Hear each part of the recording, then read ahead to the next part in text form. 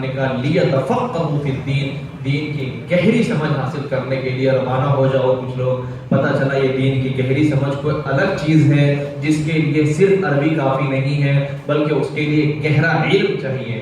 اسی لیے اللہ کے نبی صلی اللہ علیہ وسلم جب حضرت معاذ بن جبل رضی اللہ تعالی عنہ کو یمن روانہ کر رہے تھے تو فرمایا کیف تقضی یا معاذ یا بما تقضی یا معاذ، کیسے فیصلہ کیجئے گا آپ، کیسے لوگوں کے مسائل کا حل کیجئے گا.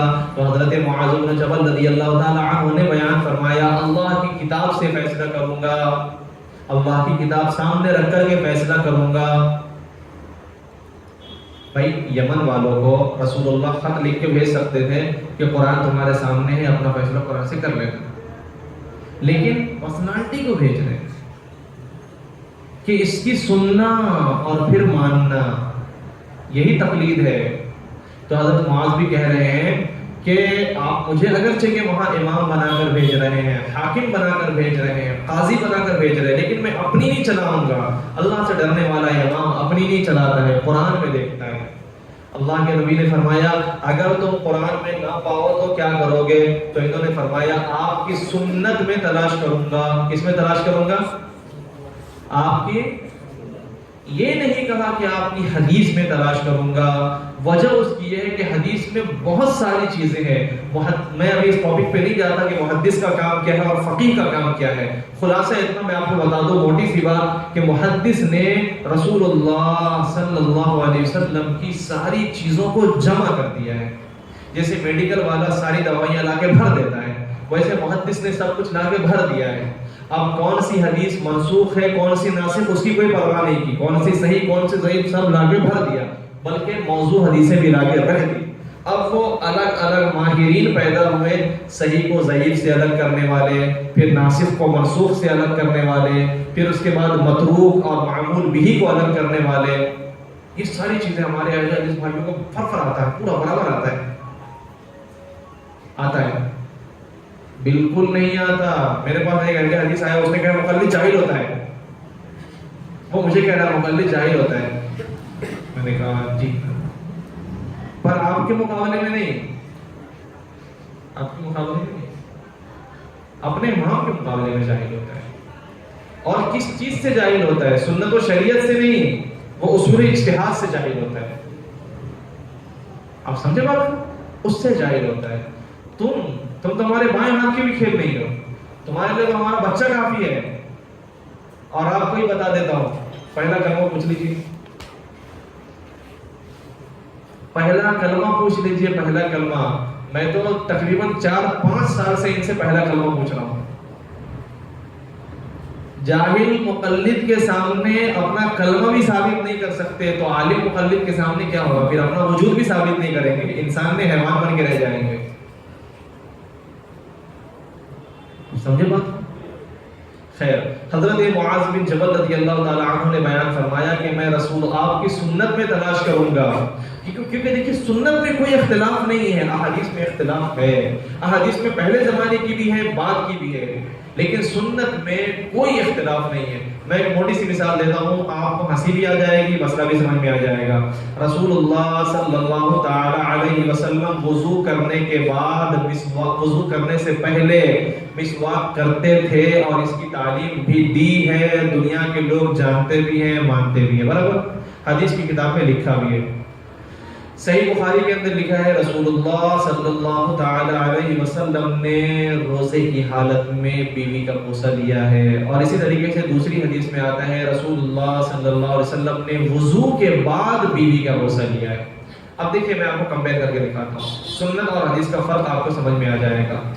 انکار کسی چیز کا نہیں کرنا ہے، لیکن کون سی چیز کس کام کے لیے وہ آپ لوگے نا. بھائی پیاس بجھانے کے لیے آپ چاول کھاؤ گے کیا؟ گلے میں اٹک جائے گا یار. پیاس بجھانے کے لیے لیکوڈ ہونا پانی، ہاں بھوک مٹانے کے لیے آپ چاول کھاؤ نا، کچوڑی کھاؤ بھوک مٹانے کے لیے. تو ہر چیز کا الگ الگ حل ہے. تو دیکھیے سنت اور حدیث میں کیا فرق ہے. حدیث کی کتاب میں آپ کو دونوں ملے گا. رسول اللہ نے مسواک کیا وضو سے پہلے، رسول اللہ نے بیوی کا بوسہ لیا وضو کے بعد. حدیث میں دونوں ملے گا. دنیا میں میں سمجھتا ہوں لاکھوں سے زیادہ مسلمان اس بات کا اہتمام کرتے ہوں گے کہ بھائی ذرا مسواک لاؤ بیٹا، وہ میں ذرا بیڈ روم میں مسواک بھول گیا، لے کے آؤ، کرتے؟ اچھا کتنے لوگ ہیں جو وضو کے بعد بولتے ذرا وہ کچن میں سے امی کو بلاؤ، ایک کس لینا ہے، پپی لینا ہے؟ رسول اللہ نے لیا ہے نا، حدیث میں ہے بھیا، حدیث میں ہے، سنت نہیں ہے۔ مسواک سنت ہے، اس لیے مسواک کا اہتمام ہو رہا ہے، وہ سنت نہیں ہے اس لیے اہتمام نہیں ہو رہا ہے۔ پھر کیا ہے وہ؟ ہاں اب آئی بات، وہ جو ہے وہ سنت نہیں ہے، لیکن مسئلے کو سمجھانے کے لیے ہے کہ وضو کے بعد اگر بیوی کا بوسہ لے لو گے تو وضو نہیں ٹوٹے گا۔ ہم نے یہ بھی بتایا نا کہ رمضان میں روزے کی حالت میں بیوی کا بوسہ لیا، ٹھیک ہے، سحری کرتے ہیں ہم لوگ، سحری کرنا مستحب ہے یا سنت ہے، اس لیے کرتے ہیں، برکت کی چیزیں اس لیے کرتے ہیں، اس کے لیے الارم بھی لگاتے ہیں، رسول اللہ نے اس کی تعلیم دی ہے، اس لیے ہم لوگ اس کی کوشش کرتے ہیں۔ بھائی اسی رسول اللہ نے روزے کی حالت میں بیوی کا بوسہ لیا ہے، لگا دے 2 بجے کا الارم، آج روزے کی حالت میں 2 بجے ایک بار بیوی کا بوسہ لوں گا، کل 12 بجے لوں گا، لگاتے؟ نہیں لگاتے۔ کیوں؟ کیونکہ سنت نہیں ہے۔ پھر رسول اللہ نے کیوں کیا ہے؟ جی ہاں، رسول اللہ نے مسئلہ سمجھانے کے لیے کیا ہے۔ اب سمجھ رہے حدیث اور سنت کا فرق؟ اس لیے حدیث کی بنیاد پہ گمراہی آنے کے چانسز ہیں، بلکہ 100% آج کے زمانے میں ہے۔ میں نے اسلاف کے دلائل آپ کو دیے۔ امام مالک کے شاگرد ابن وہب بولتے ہیں کل صاحب حدیث لیس لہ امام فی الفقہ فہو ضال، جس اہل حدیث کا کوئی امام نہ ہو اس کو گمراہی سے کوئی نہیں بچا سکتا۔ امام سفیان بن عیینہ فرماتے ہیں الحدیث مضلۃ الا للفقہاء، کہ حدیث گمراہی میں ڈالے گی سوائے فقہاء کے۔ امام ترمذی رحمۃ اللہ علیہ جامع ترمذی میں بیان فرماتے ہیں کتاب الجنائز کے چیپٹر میں کذالک قال الفقہاء وهم اعلم بمعانی الحدیث، کہ یوں مسئلہ بیان کیا فقہاء نے اور وہی حدیث کے الفاظ کو زیادہ جانتے ہیں۔ اور یہی بات امام اعمش نے بیان فرمائی۔ امام اعمش کو ایک مسئلے کا حل نہیں مل رہا تھا۔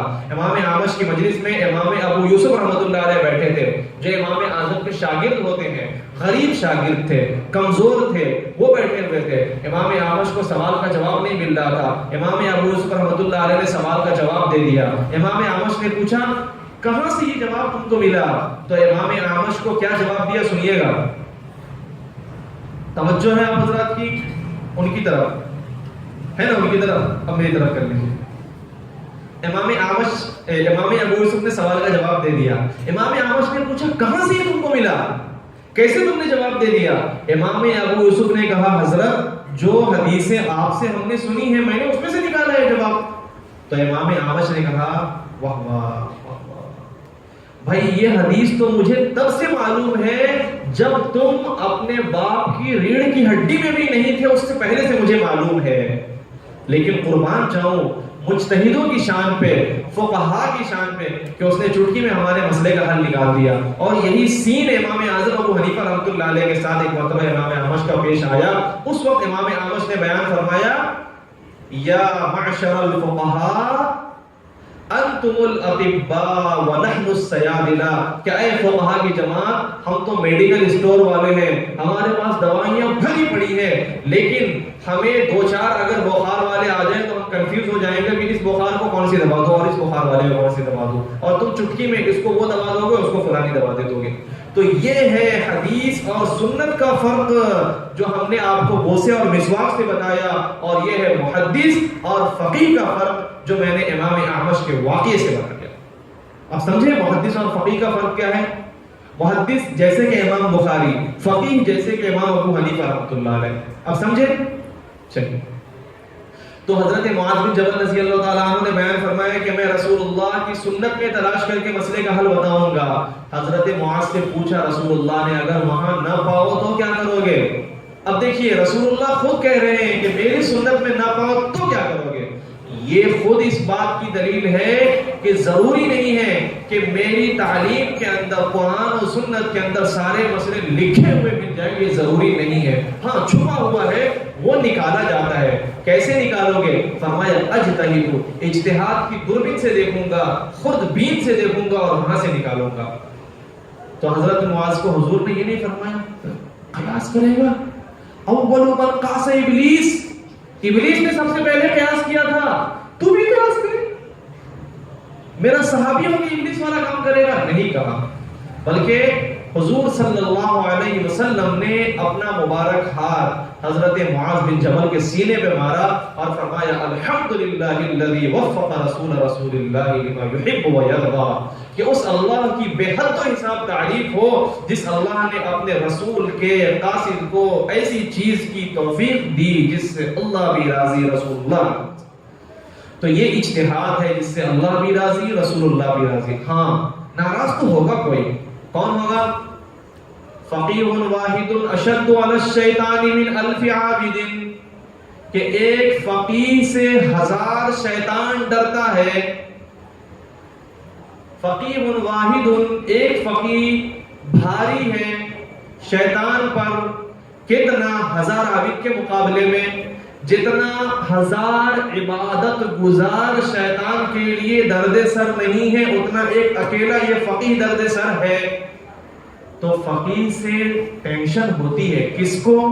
اللہ اور رسول کو نہیں، مسلمانوں کو نہیں، شیطان کو، شیطان کے ایجنٹ کو، چاہے وہ من الجنتی ہو چاہے وہ الناس ہو، انسانوں میں سے ہو چاہے جنتوں میں سے ہو۔ تو اللہ کے نبی نے الحمدللہ کہا۔ اور بھی کیا ہے؟ اور بھی کچھ ہے، لیکن مجھے دوسرے ٹاپک کو لینا ہے، اس لیے اب اپنی بات میں یہاں روک کر نماز کے مسئلے کی طرف آتا ہوں۔ ایک بات اس میں اور بتا دوں، لیکن محدث اور فقیہ میں کتنا بڑا فرق ہے کہ حضرت ابو ہریرہ رضی اللہ تعالی عنہ نے ایک مرتبہ شکایت کی، یا رسول اللہ جو احادیث میں یاد کرتا ہوں نا بھول جاتا ہوں، تو میں کیا کروں؟ حضرت ابو ہریرہ رضی اللہ تعالی عنہ کو سرکار دو جہاں صلی اللہ علیہ وسلم نے بیان فرمایا اپنی چادر بچھاؤ۔ بھائی توجہ، اپنی چادر بچھاؤ۔ حضرت ابو ہریرہ نے اپنی چادر بچھا دی، رسول اللہ نے اپنا مبارک ہاتھ وہاں مارا اور پھر فرمایا یہ چادر اپنے سینے سے پکڑو۔ تو جب حدیث کی خدمت کی باری آئی تو رسول اللہ صلی اللہ علیہ وسلم نے اپنا مبارک ہاتھ ڈائریکٹ نہیں لگایا، لیکن جب حدیث کے معانی کی خدمت کی باری آئی، اس میں ڈالے ہوئے جو فروٹ ہیں، پھل ہیں، جو نچوڑ ہے، جو گودا ہے، جو مسائل ہے، جب اس کی خدمت کی باری آئی تو رسول اللہ نے اپنا مبارک ہاتھ ڈائریکٹ سینے پہ لگایا اور تعریف کی۔ یہ ہے محدث اور فقیہ کا فرق، سمجھے بات کو؟ یہی فقیہ اگر نہ ہو تو پھر آدمی گمراہ ہوگا، اور گمراہ ہو جائے گا لیکن اس کو گمراہی کا احساس نہیں ہوگا، وہ گمراہی کے دلدل میں چلا جائے گا، وہ عبادت کر رہا ہوگا لیکن قرآن کریم میں نے بیان فرمایا ہے کہ کل ایسے لوگ میدان محشر میں آئیں گے کہ وہ اپنے آپ کو یہ سمجھ رہے ہوں گے کہ میں نے عبادت کیا ہے، لیکن سورہ کہف کے آخری پنے پہ ہے، سیکنڈ لاسٹ صفحے پہ ہے کہ ان کے وزن، ان کے اعمال کا وزن بالکل نہیں ہوگا، اس میں بالکل ڈھول کی طرح خالی ہوگا، خسرت دنیا والآخرہ کے وہ مصداق ہوں گے۔ یہ ایسے ہی لوگ ہوں گے۔ کیسے لوگ ہوں گے؟ جن کی عبادت روحانیت سے خالی ہوگی، اور روحانیت سے خالی اس وجہ سے ہوگی کہ دلائل کے نام پر دھوکہ کھا رہے ہوں گے۔ جو آدمی اپنے نفس کی بنیاد پہ دھوکے میں رہتا ہے اس کے واپس آنے کے چانسز ہیں۔ مثال کے طور پہ ہماری محنت کی برکت سے، ہمارے دوستوں کی محنت کی برکت سے ایک داڑھی کٹانے والا مسلمان اپنے آپ کو گنہگار سمجھتا ہے، وہ سمجھتا ہے میں غلط کر رہا ہوں تو وہ لوٹ آتا ہے، لیکن جو آدمی آلریڈی سمجھ رہا ہے کہ میں قرآن و حدیث پہ چل رہا ہوں، پھر لوٹیں، اس لیے وہ نہیں لوٹتے اور گمراہی میں پڑھتے چلے جاتے ہیں دین کے نام پہ کام کر کے۔ خیر، نماز کے مسئلے کی طرف آتے ہوئے سب سے پہلے غنیۃ الطالبین کی ایک حدیث سنانا چاہوں گا۔ غنیۃ الطالبین میں پیران پیر شیخ عبد القادر جیلانی رحمۃ اللہ علیہ نے ایک حدیث نقل کی ہے کہ شیطان کے کچھ انڈے ہوتے ہیں، کچھ بچے ہوتے ہیں، اس کی الگ الگ ڈیوٹی ہوتی ہے، اس کے الگ الگ نام ہوتے ہیں، اس میں سے ایک شیطان کا نام ہوتا ہے حدیث۔ کیا نام ہوتا ہے؟ حدیث۔ نام کچھ بھی ہو سکتا ہے، اللہ کا نام رحیم ہے، حلیم ہے نا، حیدرآبادی ڈش کا نام بھی حلیم ہے، تو نام تو کچھ بھی ہو سکتا ہے۔ تو میں حدیث کی بات کر رہا ہوں، رسول اللہ کی حدیث کی نہیں، شیطان حدیث کی۔ وہ حضرت علی رضی اللہ عنہ کی حدیث ہے، اس میں شیطان ایک ہوتا ہے پیدا، اس کا نام ہوتا ہے حدیث۔ اس کی ذمہ داری ہوتی ہے نمازی کے دل میں وسوسے ڈالنا، تیری نماز نہیں ہوتی، تیری تو نماز نہیں ہوئی، تو نے تو غلط نماز پڑھی، یہ ہے حدیث کی ڈیوٹی۔ تو یہ حدیث، یہ اہل حدیث جو نمازی کو کنفیوز کرتا ہے، تو میں یہ چاہتا ہوں کہ ہمارے نمازی ایسے اہل حدیث جو شیطانی دھوکے والے ہیں، شیطانی دلائل والے ہیں، ان سے اپنے آپ کو بچائیں۔ نمبر 1 وہ یہ کہتے ہیں کہ تم لوگ زبان سے نیت کرتے ہو، یہ بدعت ہے۔ جواب، اللہ کی قسم ہم زبان سے نیت نہیں کرتے، نیت دل سے کرتے ہیں، کیونکہ جو چیز جس کام کے لیے ہوتی ہے اس کو ویسے ہی استعمال کیا جاتا ہے۔ نیت زبان سے ہوتی ہی نہیں تو ہم کریں گے کیسے؟ وہ ہم کرتے ہی نہیں ہیں، ہو ہی نہیں سکتی ہے۔ بھائی ایک آدمی بولے تم رات میں روزہ رکھتے ہو، میں نے دیکھا ہے تم کو، کیوں؟ کیونکہ نہیں کھاتے۔ او بھائی میں نہیں کھاتا ہوں، میں سمجھ رہا ہوں نا میں کیا کر رہا ہوں، لیکن وہ روزے کا ٹائم ہی نہیں ہے نا، روزے کا ٹائم دن ہے۔ تو ویسے ہی نیت کا تعلق دل سے ہے۔ وہ جو زبان سے تم کو دکھ رہا ہے وہ مجھ سے پوچھو نا میں کیا کر رہا ہوں۔ بے شک تم کو زبان پہ دکھ رہا ہے، لیکن مجھ سے پوچھو، کر میں رہا ہوں، پوچھو مجھ سے۔ ہم زبان سے نیت نہیں کرتے، نیت کا اظہار کرتے ہیں، اور اس میں کوئی پرابلم نہیں۔ صحیح بخاری سے ثابت ہے، رسول اللہ صلی اللہ علیہ وسلم ایک موقع پر تشریف لائے اور پوچھا اماں سے، ہماری اماں سے، کہ گھر میں کھانے کے لیے کچھ ہے؟ انہوں نے فرمایا کچھ نہیں ہے۔ تو اللہ کے نبی نے فرمایا فإنی صائم، چلو میں رکھ لیتا ہوں روزہ۔ روزے کی نیت ہو گئی نا بھائی، ہو چکی، یہ زبان سے نیت نہیں ہوئی ہے، زبان سے اس نیت کا اظہار ہوا ہے۔ بہت سارے دلائل ہیں، لیکن مجھے دوسرے مسائل کور کرنا ہے۔ پیران پیر شیخ عبد القادر جیلانی نے بنیاد الطالبین کے اندر بھی نیت کے بارے میں لکھا ہے کہ نیت کا محل دل ہے، دل سے نیت ہوتی ہے۔ ہاں زبان سے آپ اس نیت کو پختہ کر سکتے ہیں، اس کا اظہار کر سکتے ہیں، اور یہی بات المغنی کے اندر ابن قدامہ نے بھی لکھی ہے، اور بہت ساری مثالیں ہیں۔ خلاصہ یہ ہے کہ اگر آپ کو نیت کے بارے میں کچھ جاننا ہے تو آپ یوٹیوب پہ لکھیے گا زبان سے نیت کا مسئلہ مفتی اجمل قاسمی، تو آپ کو میرے بہت سارے ویڈیوز مل جائیں گے جس میں دلائل کے ساتھ کتابیں دکھا کر کے بتائی گئی ہے کہ نیت آلریڈی زبان سے نہیں ہوتی، دل سے ہوتی ہے۔ ہاں اظہار کر سکتے ہیں، اور اظہار کرنا کوئی بدعت نہیں ہے، یہ ہمارا لک آؤٹ ہے۔ پھر بھی اس پہ دلائل موجود ہیں، وہ دلائل ہم نے وہاں نقل کر دیے ہیں۔ ایک میں نے آپ کو دیا بخاری سے، دوسرا دیا بنیاد الطالبین سے، تیسرا دیا ابن قدامہ کی المغنی سے۔ اب دوسرے نمبر پہ آتا ہے ہاتھ باندھنا۔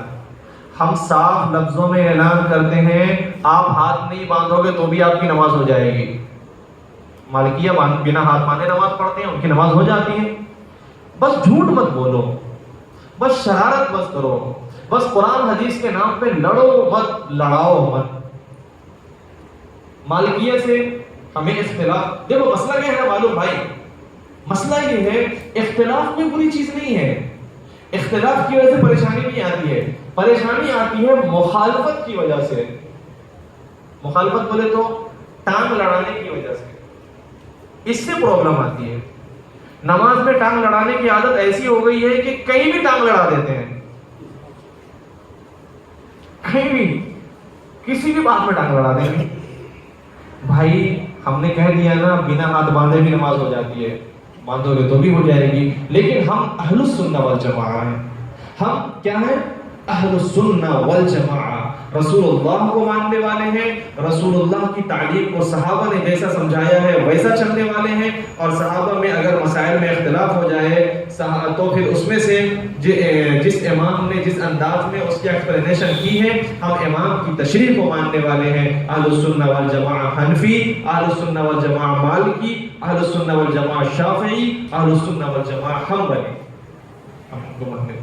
ان میں جتنے بھی اختلاف ہیں ہر کوئی حق پر ہے، جیسے بنو قریظہ بوندی کے واقعے میں صحابہ کرام کی دونوں جماعت پر تھی۔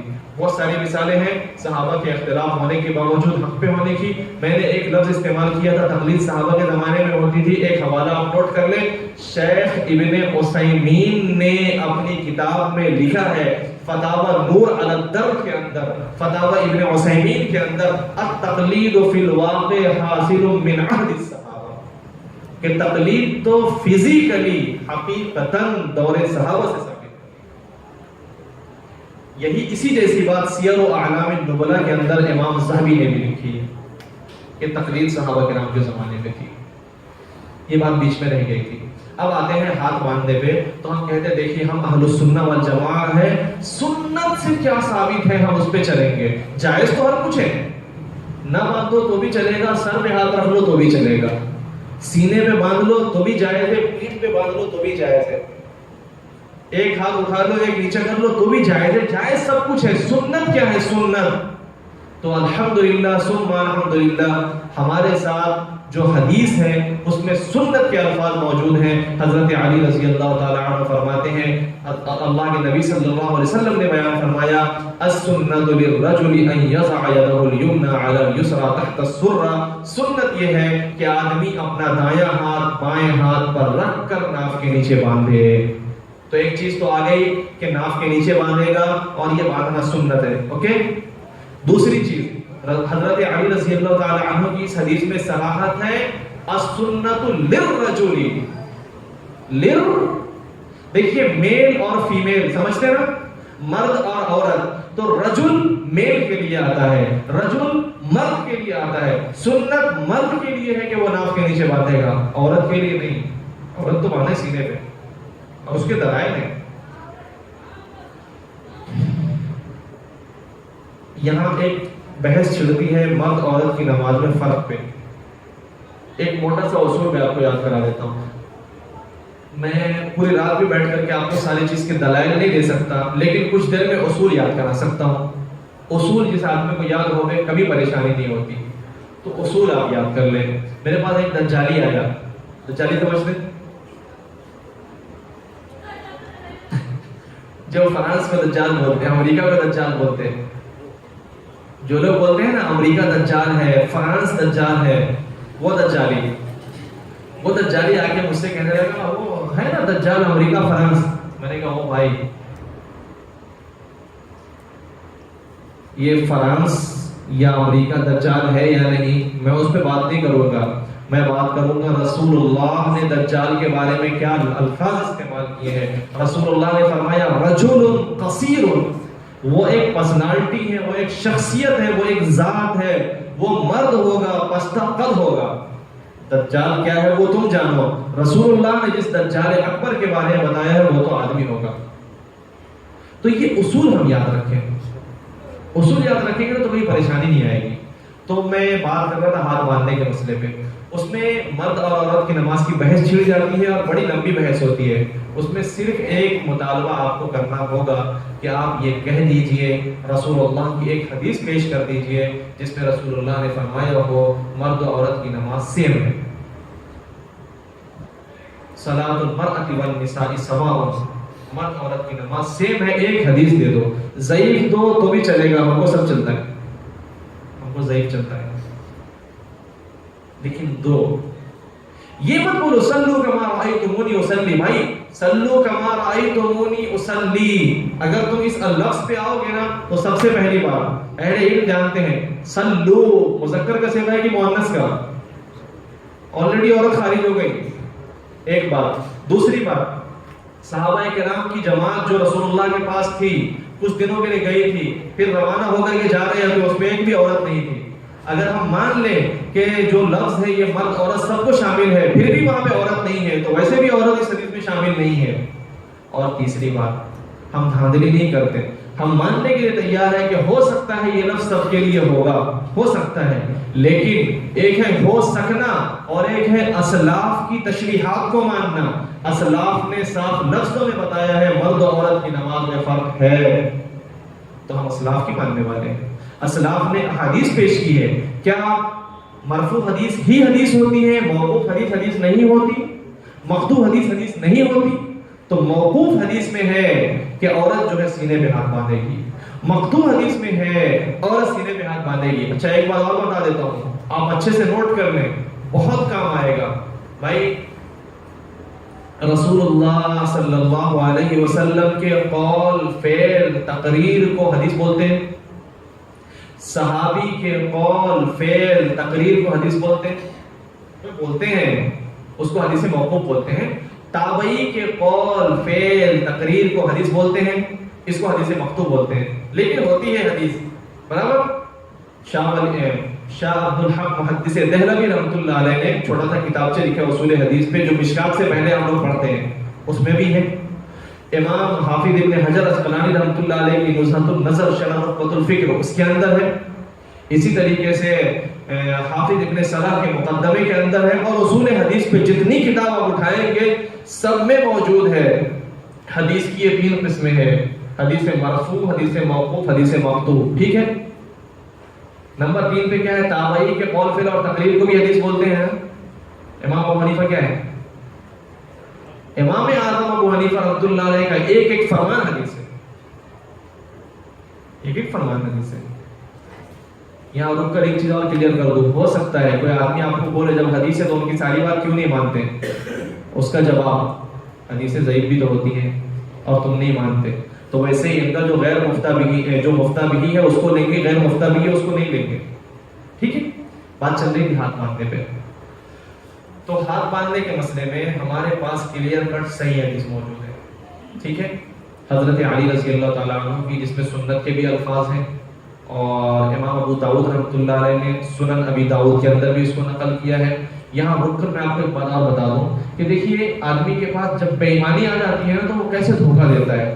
ایماندار کبھی دھوکہ نہیں دیتا، وہ اپنا دھوکہ برداشت کر لیتا ہے لیکن کسی کو دھوکہ نہیں دیتا، لیکن بے ایمانی جب آ جاتی ہے تو آدمی دھوکہ دیتا ہے۔ یہی سنن ابی داؤد کی حدیث جس کو ہم پیش کرتے ہیں ناف کے نیچے ہاتھ باندھنے کے بارے میں، اس کو ہمارے دوست لوگ یہ بولتے ہیں کہ عبد الرحمن بن اسحاق الکوفی ضعیف ہے، یہ روایت ضعیف ہے، ٹھیک ہے بھائی۔ اور یہی راوی اسی دوسری جگہ ترمذی شریف میں آتے ہیں، باب سوق الجنہ، جنت میں جو بازار لگے گی اس حدیث میں یہ راوی آتے ہیں، وہاں یہ حدیث صحیح ہو جاتی ہے۔ حافظ زبیر علی زئی صاحب غیر مقلدوں کے مولوی ہیں، انہوں نے باضابطہ اس حدیث کو صحیح لکھا ہے، جبکہ ان کا بتایا ہوا خود کا اصول ہے کہ راوی اگر حدیث کو صحیح بولتے ہیں اس کا مطلب ہوتا ہے کہ آپ نے راویوں کو صحیح تسلیم کر لیا، تو وہاں پہ عبد الرحمن بن اسحاق الکوفی صحیح ہے، لیکن جہاں پہ حنفیوں کے فیور کی حدیث ہے تو وہ روایت ہو گئی ضعیف۔ تو ایسی دھاندلی کریں گے تو اس کا مطلب ہے کہ تمہاری بھینس کو کوئی کالی ثابت نہیں کر سکتا، فزیکلی بھینس کالی ہے لیکن تمہاری بھینس کو ثابت نہیں کر سکتا، کیوں؟ کیونکہ تم کو ماننا نہیں ہے۔ تو میں نے آپ کو یہ ایک مثال دے دی۔ خیر، ہاتھ باندھنے کا مسئلہ کلیئر ہو گیا کہ ہاتھ باندھنے میں ہمارے پاس صحیح حدیث موجود ہے، سنت کے الفاظ کے ساتھ موجود ہے، جبکہ غیر مقلدین جو حدیث پیش کرتے ہیں سینے پر ہاتھ باندھنے کے بارے میں، نمبر 1 وہ صحیح نہیں ہے، صحیح نہیں ہے۔ نمبر 2 جس کے صحیح ہونے کا یہ دعویٰ کرتے بھی ہیں وہ صریح نہیں ہے کہ وہ نماز ہی کے بارے میں ہے کہ نماز کے باہر کی چیز ہے۔ مسند احمد والی صحیح ابن خزیمہ سے پیش کرتے ہیں وہ صحیح نہیں ہے، مسند احمد سے پیش کرتے ہیں وہ صریح نہیں ہے، اور مرسل ابی داؤد سے پیش کرتے ہیں وہ تو آلریڈی ضعیف ہے۔ مرسل ہوئی اس کا نام ہے، زبیر علی زئی صاحب نے صاحب لکھا ہے ایک حدیث کے بارے میں کہ اس کے ضعیف ہونے کے لیے اتنا ہی کافی ہے کہ وہ مرسل ہے۔ خیر، یہ ہو گیا ہاتھ باندھنے کا۔ چلتے ہیں امام کے پیچھے پڑھنا، امام کے پیچھے قرات کرنا۔ بھائی دیکھو صاف بات، کوئی دھاندلی نہیں، ہم یہ نہیں کہتے ہیں کہ امام کے پیچھے نہیں پڑھنا ہے، پڑھنا ہے۔ مسئلہ یہ ہے کہ امام کے پیچھے اپنی زبان سے پڑھنا ہے یا امام کا پڑھا ہوا میری طرف سے پڑھا ہوا مانا جائے گا، یہ ہے اصل۔ اگر امام کا پڑھا ہوا میری طرف سے مانا جا رہا ہے تو پڑھنے کی ضرورت نہیں ہے، نہیں مانا جا رہا ہے تو پڑھنے کی ضرورت ہے۔ اس پہ دلائل نہ دے کر موٹی سی بات بتانا چاہتا ہوں۔ بنا سورہ فاتحہ کے نماز نہیں ہوتی، یہ ایک سینٹنس ہے جو گلی کا کچوری بنانے والا اہل حدیث بھی یاد رکھتا ہے، کپڑا سلنے والا بھی یاد رکھتا ہے، جھاڑو لگانے والا بھی یاد رکھتا ہے۔ بنا سورہ فاتحہ کی نماز نہیں ہوتی، حدیث کا ٹیکسٹ۔ چلو دوسری حدیث کا ٹیکسٹ میں آپ کو سناتا ہوں۔ بنا خطبے کے جمعہ کی نماز نہیں ہوتی، ٹھیک ہے؟ موٹا موٹا ایک دم موٹی موٹی بات کرتا ہوں میں آپ سے۔ بنا سورہ فاتحہ کی نماز نہیں ہوتی، بنا خطبہ کے جمعہ کی نماز نہیں ہوتی۔ جمعہ کی نماز میں ہر کوئی اپنا خطبہ پڑھتا ہے نا، اہل حدیث کا منبر پہ مولانا بھی خطبہ پڑھ رہا ہے، یہ بانگی صاحب بھی اپنا خطبہ پڑھ رہے ہیں، اور ہر کباب پاؤ بیچنے والا اہل حدیث بھی اپنا خطبہ الگ پڑھ رہا ہے، کچوری بنانے والا بھی پڑھ رہا ہے، ہر کوئی اپنا خطبہ پڑھتا ہے نا؟ یا امام کا خطبہ سب کے لیے کافی ہو جاتا ہے؟ سب کے لیے کافی ہو جاتا ہے۔ ویسے ہی یہاں امام کی سورۃ الفاتحہ بھی سب کی طرف سے کافی ہو جاتی ہے۔ کیا ہر کوئی اپنی نماز کے لیے الگ الگ اذان دیتا ہے یا محلے کی مسجد کی اذان ہر ایک کے لیے کافی ہو جاتی ہے؟ ویسے ہی جیسے اذان ہر ایک کے لیے کافی ہے، ایک خطبہ ہر ایک کے لیے کافی ہے، ویسے ہی امام کی قرأت ہر ایک کے لیے کافی ہے، کوئی دھاندلی نہیں۔ رسول اللہ صلی اللہ علیہ وسلم نے صاف صاف بتایا ہے۔ ہو سکتا ہے کوئی کھسیا کے آپ کو یہ کہے پھر امام کا رکوع بھی سب کے لیے کافی ہو جائے، امام کا سجدہ بھی تمہارے لیے کافی ہو جائے، کیوں اپنا رکوع کرتے ہو، کیوں اپنا سجدہ کرتے ہو؟ اس کا جواب، ہم قیاس نہیں کرتے فالتو قیاس، تم کرو فالتو قیاس۔ ہم رسول اللہ کے فرمان کے آگے سر جھکا دیتے ہیں۔ رسول اللہ نے فرمایا امام کی قرأت تمہارے لیے کافی ہو جائے گی، اس لیے قرأت نہیں کرتے، لیکن رسول اللہ نے بیان فرمایا جب امام قیام کرے تو تم قیام کرو، جب امام رکوع کرے تو تم رکوع کرو، جب امام سجدے کرے تو تم سجدے کرو، جب امام ولا الضالین کہے تو تم آمین کہو۔ تو امام نے، اللہ کے رسول نے سب کچھ کہہ دیا، جب امام قرأت کرے تو تم خاموش ہو جاؤ۔ تو قرأت کرنے کے ٹائم ہمیں خاموش رہنے کا حکم دیا ہے، اگر پڑھنے کا حکم دیتا تو ہم پڑھتے، بلکہ رسول اللہ صلی اللہ علیہ وسلم، صحیح حدیث ہے، ابو داؤد کی حدیث ہے، اس میں صاف صاف اللہ کے نبی نے بیان فرمایا کون ہے جو مجھ سے لڑ رہا تھا، کون ہے جو مجھ سے چھینا جھپٹی کر رہا تھا، میرا حق مجھ سے چھین رہا تھا۔ تلاوت یہ امام کا حق ہے، اور مختلف تلاوت کرے تو امام کا حق چھیننے والا ہے۔ نماز چھینا جھپٹی کرنے کے لیے نہیں ہے، عبادت کرنے کے لیے ہے۔ اسی حدیث میں ایک لفظ صاف آ گیا، امام جب غیر المغضوب علیہم ولا الضالین کہے تو تم آمین کہو، یا غیر المغضوب علیہم ولا الضالین سورہ یاسین میں آتا ہے، سورۃ الفاتحہ میں آتا ہے، تو یہ بھی اس بات کی دلیل ہے کہ سورۃ الفاتحہ تمہیں نہیں پڑھنا ہے، امام کو پڑھنا ہے۔ امام سورۃ الفاتحہ پڑھے گا اور تم آمین کہو گے، ٹھیک ہے؟ ایک بات اور، بے شک الفاظ ہیں حدیث کے، بنا سورہ فاتحہ کی نماز نہیں ہوتی۔ یہ تو میں نے ایک لاجیکلی انداز میں آپ کو بتایا۔ خطبہ، ایک خطبہ سب کے لیے کافی ہے، ایک اذان سب کے لیے کافی ہے، ویسے امام کا سورۃ الفاتحہ پڑھنا بھی ہمارے لیے کافی ہے، ہم نے اس میں حدیث بھی دے دی۔ اس کے ساتھ صحابی رسول صاف صاف کہتے ہیں، جابر بن عبداللہ رضی اللہ تعالی عنہ کہتے ہیں، جامع ترمذی میں امام ترمذی نے نقل کیا ہے کہ بھائی اللہ کے نبی نے جو یہ بیان فرمایا ہے بنا سورہ فاتحہ کی نماز نہیں ہوتی، کس کی؟ مقتدی کی؟ نہیں، اکیلے نمازی کے لیے ہے یہ۔ اگر تم اکیلے نمازی ہو جس کو منفرد کہتے ہیں تو بنا سورہ فاتحہ کی نماز نہیں ہوگی، سورۃ الفاتحہ کمپلسری ہے۔ اسی حدیث کے راوی سفیان بن عیینہ ہے، سنن نبی داؤد کے اندر وہ بیان فرماتے ہیں ہذا لمن یصلی وحدہ یا اذا کان وحدہ، یہ اس بندے کے لیے ہے جو اکیلا نمازی ہے، اکیلا نمازی ہوگا تو سورۃ الفاتحہ پڑھنا ضروری ہوگا۔ امام کے پیچھے ہے تو اس کے لیے پڑھنا ضروری نہیں بلکہ خاموش رہنا ضروری ہے۔ صحیح مسلم میں امام مسلم نے حدیث نقل کی ہے کہ جب امام قرأت کرے تو تم خاموش ہو جاؤ۔ امام نسائی نے حدیث نقل کی ہے جب امام قرأت کرے تو تم خاموش ہو جائے۔ مسلم کی حدیث